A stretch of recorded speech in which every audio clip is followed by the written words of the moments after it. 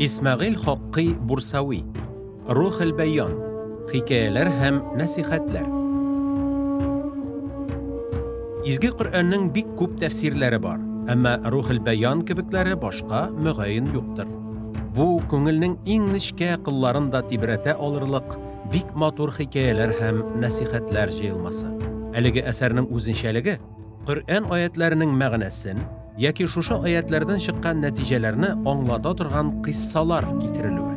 Монда искә алынган вакыйгалар уйландыра, үзебезнең гамәлләрне элеккеге кешеләрнең яшәү рәвеше белән чагыштырырга һәм гыйбрәтләнергә этәрә. Нур белән тулы кул. Әгрифләр султаны Баязид Бистами рахимахуллаһи былай дип сөйләгән. Бер вакыт төнлә мин Аллаһыга дуга белән ялвардым. Бер кулымны җиңемнән чыгардым, әмма бик салкын булганга күрә икенчесен чыгарып тормадым. Шуннан соң мин йокыга киткәнмен. Һәм төшемдә дугага күтәрелгән кулым нур белән тулганын, ә икенчесенең буш калганын күрдем.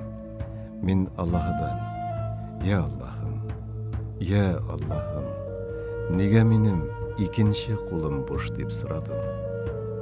Без дугага күтәрелгән кулыңны нур белән тутырдык, ә күтәрелмәгән кулыңны без нурдан мәхрүм калдырдык дип әйтте. Насихат.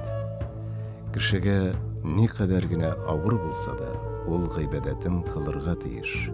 Аллаһыга гыйбадәт кылу зур ниғмәт ул. Мөмин кеше мин бу гыйбадәтләрне башкармаучылар саныннан да була ала идем. Әмма Аллаһыга шөкер, мин аларны үтим дип әйтергә тиеш. Дуга вакытында кулларны күтәрергә кирәк. Бу безнең дугаларыбызның кабул булуына тәэсир ясый. Сәлман әл-Фарсидан ирештирелгән хадистә булай дип әйтелгән: Сезнең Раббыгыз юмартлык һәм тыйнаклык иясе. Куллары кулларын күтәреп дуга кылганда, ул аларны буш калдырырга уяла. Рухул Баян китабында.